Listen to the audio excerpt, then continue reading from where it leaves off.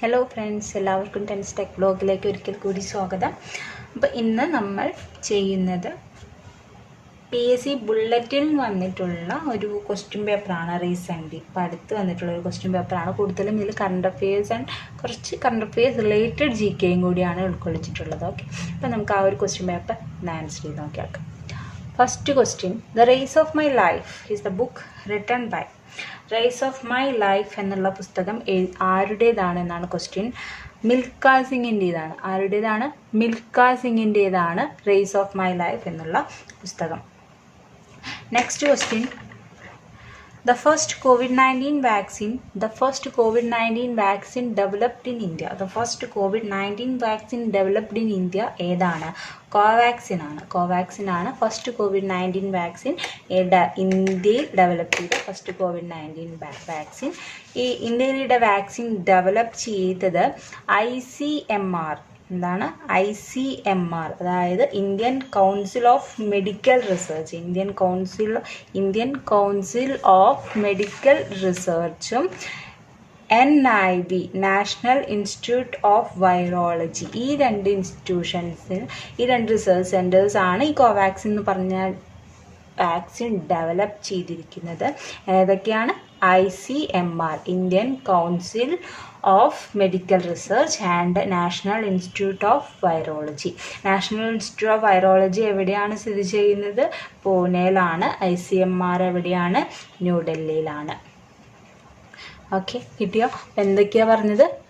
ICMRഉം national institute of വൈറോളജിയാണ് vaccine develop ചെയ്യുന്നത്.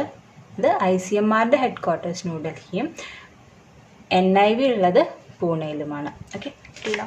Okay, next one, the chief guest of 72nd republic day parade.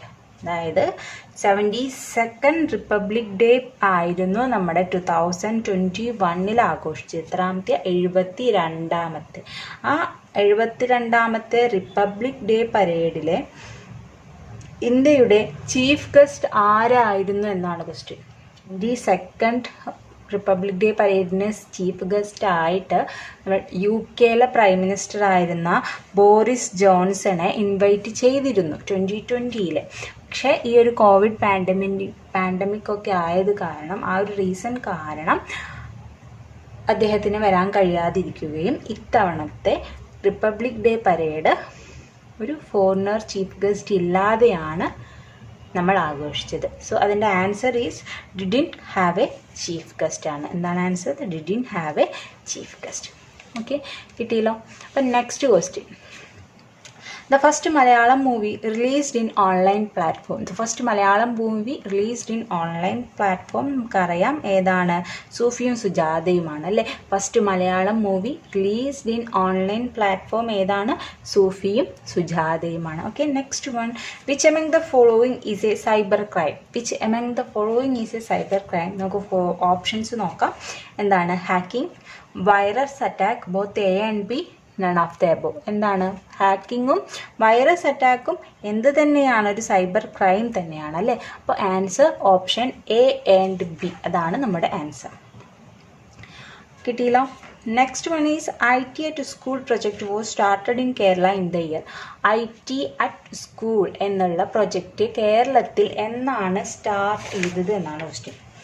Okay, അപ്പോൾ IT at School എന്നുള്ള project start ചെയ്തത് 2001-2 ആ ഒരു കാലഘട്ടത്തിലാണ്. 2001 ട്രിവാൻഡ്രത്താണ് ഈ IT at School എന്നുള്ള ഒരു പ്രോഗ്രാം സ്റ്റാർട്ട് ചെയ്തത്. അപ്പോൾ answer is option C, 2001.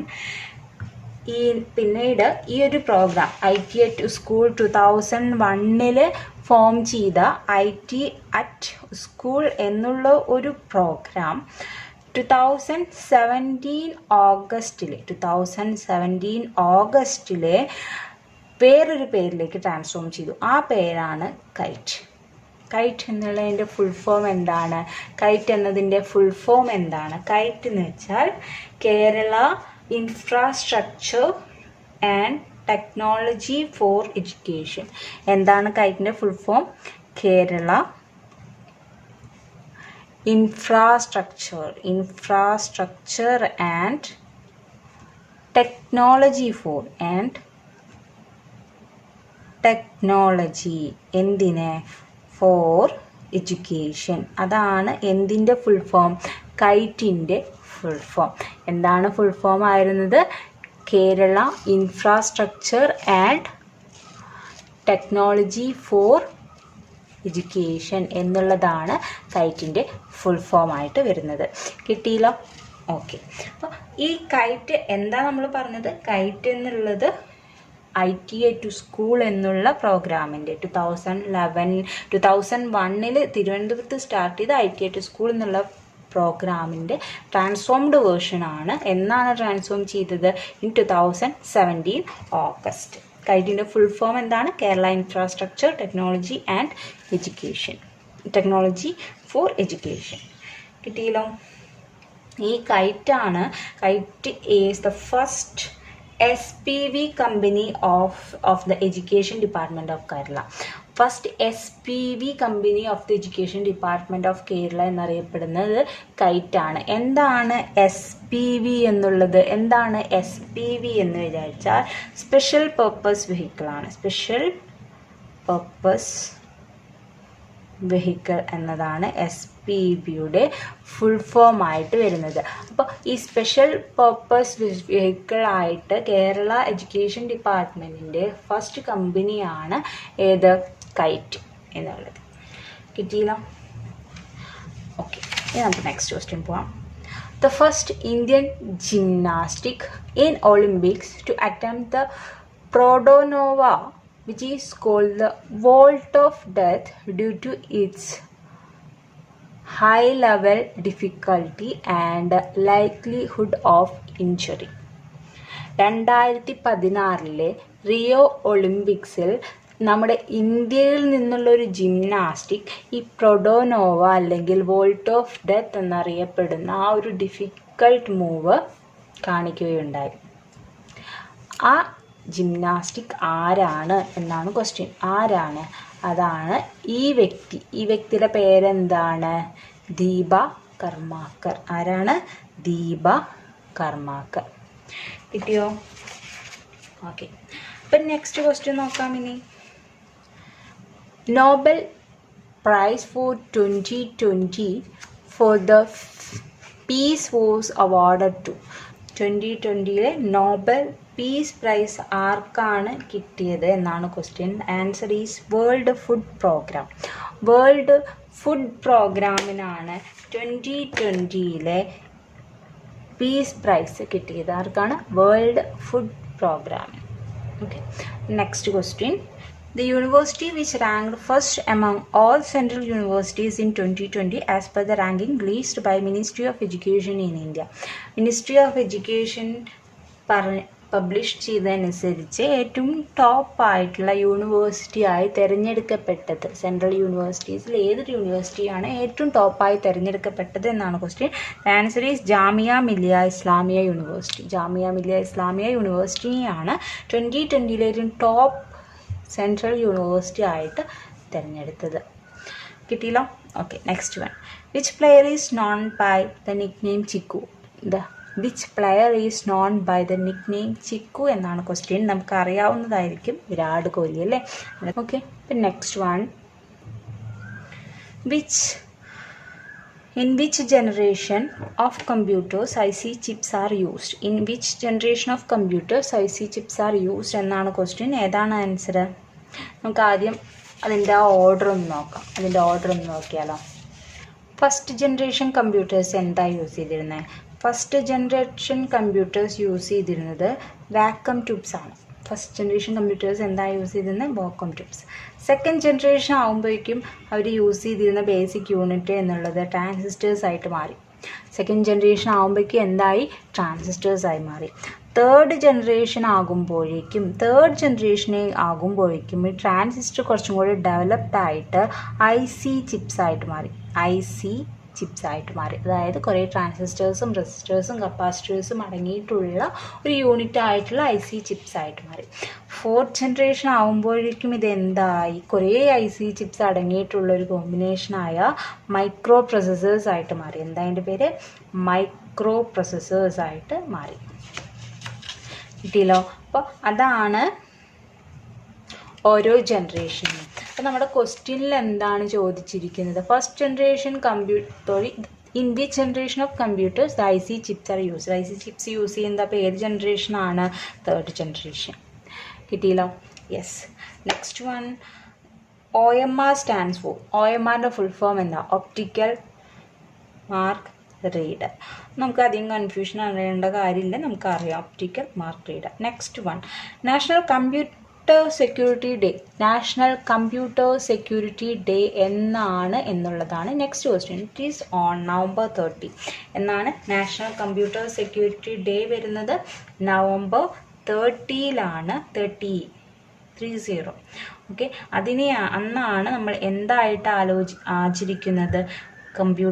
National computer security day ആയിട്ട് ആചരിക്കുന്നത്. Next one, July 1st celebrated as Doctors Day is the birthday of. July 1st ആണ് നമ്മൾ ഡോക്ടേഴ്സ് ഡേ ആയിട്ട് സെലിബ്രേറ്റ് ചെയ്യുന്നത്. ആരുടെ ബർത്ത്ഡേ ആണ് July 1st എന്നുള്ളത്? July 1st എന്നുള്ളത് ഡോക്ടർ ബിധാൻ ചന്ദ്ര റോയുടെ ബർത്ത് ഡേറ്റും ഡെത്ത് ഡേറ്റും കൂടിയാണ്. അദ്ദേഹം ജനിച്ചതും മരിച്ചതും ഒരേ ദിവസം തന്നെയാണ്. ഓക്കെ.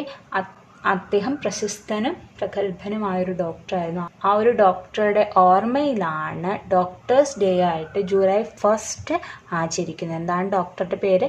ബിധാൻ ചന്ദ്ര റോയ്. എന്താ പേര്? ബിധാൻ ചന്ദ്ര റോയ്. കിട്ടിയല്ലോ? Okay. Next one, which of the following statements are true regarding India in Rio Olympics 2016? Rio Olympics 2016 സംബന്ധിച്ചിട്ട് ഏതൊക്കെ സ്റ്റേറ്റ്മെൻറ്റ്സ് ആണ് ശരിയെന്നാണ് നോക്കേണ്ടത്. ഫസ്റ്റ് എന്താണ് പറഞ്ഞിരിക്കുന്നത്? Rio Olympics 2016 India participated 15 sports and won 2 medals. ഒന്നാമത്തെ സ്റ്റേറ്റ്മെൻറ്റ് പറയുന്നത് ഇന്ത്യ 15 മത്സരങ്ങളിലാണ് പങ്കെടുത്തത് ആൻഡ് 2 മെഡലും സ്വന്തമാക്കി. രണ്ടാമത്തേത് എന്താ പറയുന്നത്? Indian flag bearer in the ceremony in Rio Olympics on August 5, 2016 was Abhinav Bindra. Abhinav Bindra ആയിരുന്നു ഓപ്പണിംഗ് സെറിമണിയിൽ ഫ്ലാഗ് ബിയറർ ആയിരുന്നത് എന്നാണ് പറയുന്നത്. നെക്സ്റ്റ് സ്റ്റേറ്റ്മെൻറ്റ് എന്താണ്? PV Sindhu achieved silver medal in badminton and Sakshi Malik won bronze medal in wrestling for India. അതാണ് third statement. The fourth statement is India ranked 67th in the medal tally with a total of 2 medals എന്നാണ് പറയുന്നത്. നമ്മൾ 2016 Rio ഒളിമ്പിക്സിനെ കുറിച്ച് പറയുമ്പോൾ 2016 Rio Olympics എവിടെയാണ് നടന്നത്? എവിടെയാണ് Rio? ബ്രസീലിൽ അല്ലേ? ബ്രസീലിലാണ് നടന്നത്. എന്ന് മുതലായിരുന്നു നടന്നത്? August 5 to August 21. August 5 to August 21. ഏത് വർഷം? 2016. ഏതാണ് വർഷം? 2016 അല്ലേ? അപ്പോൾ ഈ 2016 August 5 മുതൽ August 21 നടന്ന ഒളിമ്പിക്സിൽ ഇന്ത്യയിൽ നിന്ന് 117 പേരാണ് പങ്കെടുത്തത്. അതിൽ 63 മെന്നും 54 വുമണുമായിരുന്നു. ടോട്ടൽ 117 പേരാണ് പങ്കെടുത്തത്. എത്ര സ്പോർട്സ് ഐറ്റംസിലായിട്ട്? 15 സ്പോർട്സ് ഐറ്റംസിലായിട്ട്. അപ്പോൾ നമ്മുടെ ഫസ്റ്റ് സ്റ്റേറ്റ്മെൻറ്റ് ശരിയായി. ഓക്കെ. പിന്നെ അതിൻ്റെ ഫ്ലാഗ് ഹോസ്റ്റ് ചെയ്തിൽ ഓപ്പണിങ്ങിൽ ഫ്ലാഗ് ബിയറർ ആയിരുന്നത് അഭിനവ് ബിന്ദ്രയും ക്ലോസിംഗ് സെറിമണിയിൽ ഫ്ലാഗ് ബിയറർ ആയിരുന്നത് സാക്ഷി മാലിക്കുമായിരുന്നു. കിട്ടിയല്ലോ? സാക്ഷി മാലിക്കാണ് ക്ലോസിംഗ് സെറിമണിയിൽ ഫ്ലാഗ് ബിയറർ ആയിരുന്നത്. പിന്നെ പറയാനുള്ളത് ഇന്ത്യ 2 മെഡലാണ് നേടിയത്. PV സിന്ധുവിന് ബാഡ്മിൻ്റണിലും ഒരു സിൽവർ മെഡലും സാക്ഷി മാലിക്കിന് 58 kg വിഭാഗത്തിലെ റെസ്ലിംഗിൽ ഒരു ബ്രോൺസ് മെഡലുമാണ് ലഭിച്ചത്. അങ്ങനെ ടോട്ടൽ 2 മെഡലോട് കൂടി ഇന്ത്യ എത്രാമത്തെ സ്ഥാനമായിരുന്നു? 67ാമത്തെ സ്ഥാനമായിരുന്നു. ഏറ്റവും ടോപ്പ് വന്നത് US ആയിരുന്നു. US ഓൾമോസ്റ്റ് 46 ഗോൾഡ് പ്ലസ് പിന്നെ സിൽവർ ആൻഡ് ബ്രോൺസ് ഒക്കെ ആയിരുന്നു. സെക്കൻഡ് വന്നത് ബ്രിട്ടനും തേർഡ് ചൈനയുമായിരുന്നു 2016 റിയോ ഒളിമ്പിക്സിൽ. ആ ഒളിമ്പിക്സിലാണ് നമ്മൾ നേരത്തെ പഠിച്ച ദീപ കർമാക്കറിൻ്റെ ആ ഒരു പെർഫോമൻസ് ഉണ്ടായത്. ജിംനാസ്റ്റിക് ആയിട്ടുള്ള ദീപ കർമാക്കറിൻ്റെ പ്രൊഡോനോവ എന്നുള്ള ആ ഒരു ഡിഫിക്കൽട്ട് മൂവ് അവർ പ്രകടിപ്പിച്ചത് ആ ഒരു ഒളിമ്പിക്സിലായിരുന്നു. കിട്ടിയില്ല? ഓക്കെ. അപ്പം നമ്മൾ പറഞ്ഞ എല്ലാ ഓപ്ഷൻസും നമ്മളിവിടെ കവർ ചെയ്ത് കഴിഞ്ഞു. അപ്പോൾ അതിൻ്റെ ആൻസർ എന്താണ്? ആൻസർ വരുന്നത് all are correct. All are correct ആണ് ആൻസർ വരുന്നത്. Okay, the next one. The only two people to win Nobel Prize and Oscar are. Nobel പ്രൈസും ഓസ്കാറും ലഭിച്ചിട്ടുള്ളത് രണ്ടേ വ്യക്തികൾക്കാണ്. രണ്ടും ഒരുമിച്ച് ലഭിച്ചിട്ടുള്ളത്. ഒരുമിച്ച് പറഞ്ഞാൽ 2 പ്രൈസും കിട്ടിയിട്ടുള്ളത് 2 വ്യക്തികൾക്കാണ്. അവരാണ് ജോർജ് ബെർണാഡ് ഷായും ബോബ് ഡിലനും. ആരാണത്? George Bernard Shaw and Bob Dylan. George Bernard Shaw എന്നുള്ളത് ഒരു അയർലൻഡ്കാരനാണ്. ആരാണ്? അയർലൻഡ് സ്വദേശിയാണ് George Bernard Shaw. And he got Nobel prize for literature in 1925. ലിറ്ററേച്ചറിന് വേണ്ടിയിട്ട് നോബൽ പ്രൈസ് 1925 കിട്ടി.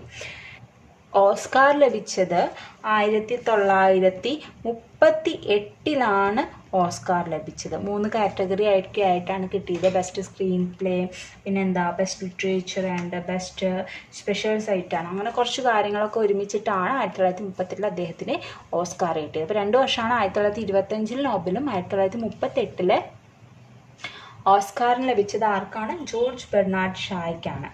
നെക്സ്റ്റ് രണ്ടാമത്തെ ആൾ ആരായിരുന്നു? Bob Dylan. ആരായിരുന്നു? ബോബ് ഡിലൻ അല്ലേ. ബോബ് ഡിലൻ എന്നുള്ളത് ഒരു അമേരിക്കക്കാരനായിരുന്നു. ബോബ് ഡിലൻ ഒരു അമേരിക്കക്കാരനായിരുന്നു. അദ്ദേഹത്തിന് നോബൽ പ്രൈസ് കിട്ടിയത് 2016 2016 അദ്ദേഹത്തിന് നോബൽ കിട്ടിയത്. നോബൽ കിട്ടിയതും ലിറ്ററേച്ചർ വിഭാഗത്തിന് തന്നെയായിരുന്നു. അദ്ദേഹം നല്ലൊരു സോങ് റൈറ്ററൊക്കെ ആയിരുന്നു. അപ്പോൾ അദ്ദേഹത്തിന് നോബൽ പ്രൈസ് കിട്ടിയത് 2016 ലിറ്ററേച്ചർ എന്ന വിഭാഗത്തിൽ തന്നെ. പക്ഷെ ഓസ്കാർ അതിന് മുമ്പ് കിട്ടിയിട്ടുണ്ടായിരുന്നു. 2000 അദ്ദേഹത്തിന് ഓസ്കാർ ലഭിച്ചിരുന്നു. എന്തിനാണെന്ന് വെച്ചാൽ അദ്ദേഹത്തിൻ്റെ പ്രശസ്തമായൊരു സോങ്ങാണ് things have changed. Things have changed എന്നുള്ള ആ ഒരു സോങ്ങിനാണ് അദ്ദേഹത്തിന് ഓസ്കാർ കിട്ടിയത്. ഏത് വർഷം? 2000. അപ്പോൾ 2000 2016 ബോബ് ഡിലന് ലഭിച്ചതെങ്കിൽ ജോർജ് ബെർണാഡ് ഷായ്ക്ക് കിട്ടിയത് 1925 1938. ഓക്കെ, ആൻസർ കിട്ടിയല്ലോ. George Bernard Shaw and Bob ഡിലനാണ് ഓസ്കാറും നോബൽ പ്രൈസും ലഭിച്ച 2 വ്യക്തികൾ. Next one, the second highest gallantry award in India. The second highest gallantry award in India എന്നാണ് ക്വസ്റ്റ്യൻ. ഇന്ത്യയിൽ 6 ഗാലൻട്രി അവാർഡുകളാണുള്ളത്. ഇന്ത്യയിൽ 6 ഗാലൻട്രി അവാർഡുകളാണ് ഉള്ളത്. ഇന്ത്യയിൽ എത്ര ഗാലൻട്രി അവാർഡുകളുണ്ട്? 6 ആണ്. 6 ഗാലൻട്രി അവാർഡ്സ് ആണ് ഇന്ത്യയിലുള്ളത്. അതിൽ ഏറ്റവും ഫസ്റ്റ് ഗാലൻട്രി അവാർഡാണ് PVC, Param Veer Chakra. Second one is MVC, Mahavir Chakra, and third one is Veer Chakra, and the fourth one is Ashok Chakra, and the first one is Ashok Chakra, and the fifth one is Kirti Chakra, and the sixth one is Shaurya Chakra. കിട്ടിയോ? അപ്പോൾ എന്താ പറഞ്ഞത്? 6 gallantry അവാർഡുകളാണുള്ളത്. ഏതൊക്കെയാണത്? First one PVC, Paramvir Chakra, and the second one is MVC, Mahavir Chakra, third one is VC, Vir Chakra, then Ashoka Chakra, Kirti Chakra and Shaurya Chakra. നമ്മുടെ question എന്താണ്? What is the second highest gallantry award in India എന്നുള്ളത്. അപ്പം എൻ്റെ ആൻസർ എന്താണ്? മഹാവീർ ചക്ര. കിട്ടിയില്ല? Yes. Next one, the full form of HTTP. The full form of HTTP. എന്താണ് full form of HTTP? HTTP എന്ന് വെച്ചാൽ hyper text transfer protocol. Hyper text transfer protocol ആണ് HTTP എന്നുള്ളത്. നമ്മൾ കേട്ട് പഴകിയൊരു ക്വസ്റ്റ്യൻ ആണ് അല്ലേ അത്? സോ എല്ലാവർക്കും അറിയുന്നുണ്ടാവും. അപ്പോൾ നമുക്ക് നെക്സ്റ്റ് ക്വസ്റ്റ്യൻ നോക്കാം. Next one is the speed of data transmission in internet is measured in. ഇൻ്റർനെറ്റിൻ്റെ സ്പീഡ്, ഡാറ്റ ട്രാൻസ്മിഷൻ്റെ സ്പീഡ് മെഷർ ചെയ്യുന്നത് എങ്ങനെയാണ്? നമ്മളെപ്പോഴും നമ്മുടെ നെറ്റൊക്കെ ഓൺ ആക്കുമ്പോൾ എത്ര സ്പീഡ് ഉണ്ട് നോക്കാനല്ലേ? ഡൗൺലോഡ് ചെയ്യുമ്പോൾ ഭയങ്കര സ്ലോ ആണെന്ന് വെച്ചിങ്ങനെ. അപ്പോൾ ഇതിൻ്റെ ബേസിക് യൂണിറ്റ് ഏതാണ്? Bits per second. എന്താണ്? Bits per second. Okay, next one, which among the following is not an operating system? Which among the following is not an operating system എന്നാണ് question. Mac ഒരു operating system ആണോ? അതെ. Linux ഒരു operating system ആണോ? അതെ. Windows ഒരു operating system ആണോ? അതെ. And the option B, Safari. Safari എന്നുള്ളത് ഒരു ഓപ്പറേറ്റിംഗ് സിസ്റ്റം ആണോ? അല്ല. So the answer is option B, Safari is not an operating system. Okay, the next one, which of the following is a volatile memory? Which of the following is a volatile memory? volatile memory ആയിട്ടുള്ളത് ഏതാണ്? റാം ആണ്. D RAM ആയാലും കൊള്ളാം, S Ram ആയാലും കൊള്ളാം. അത് റാം എന്ന് പറഞ്ഞത് ഒരു volatile മെമ്മറിയാണ്. So answer is option C, both A and B. Okay, yes. And the next one, the first UN Secretary General Trygve Lie was from. ഫസ്റ്റ് UN സെക്രട്ടറി ജനറൽ ആണ് ട്രൈഗ്വേ ലൈ. എന്താണ് പേര്? ട്രൈഗ്വേ ലൈ. അദ്ദേഹം ഏത് രാജ്യക്കാരനാണ് എന്നുള്ളതാണ് ക്വസ്റ്റ്യൻ. അദ്ദേഹം ഏത് രാജ്യക്കാരനാണ്? ഫസ്റ്റ് UN സെക്രട്ടറി ജനറൽ ആയിട്ടുള്ള ട്രൈഗ്വേ ലൈ എന്നുള്ളത് ഒരു നോർവേക്കാരനാണ്. ഇപ്പോഴത്തെ സെക്രട്ടറി ജനറൽ ആരാ? ഇപ്പോഴത്തെ UN സെക്രട്ടറി ജനറൽ ആരാണ്? അന്റോണിയോ ഗുട്ടേഴ്സ് ആണ് അല്ലേ? അന്റോണിയോ ഗുട്ടേഴ്സിൻ്റെ ഏത് നാട്ടുകാരനാണ്? പോർച്ചുഗൽക്കാരനാണ്. അദ്ദേഹം എന്ന് മുതലാണ് UN സെക്രട്ടറി ജനറൽ ആയത്? 2017 ജാനുവരി 1 മുതലാണ് അദ്ദേഹം UNൻ്റെ സെക്രട്ടറി ജനറൽ ആയത്. കിട്ടിയല്ലോ. Next one, the headquarters of world wildlife fund is. World wildlife fund, WWFൻ്റെ ഹെഡ് ക്വാർട്ടേഴ്സ് എവിടെയാണ്?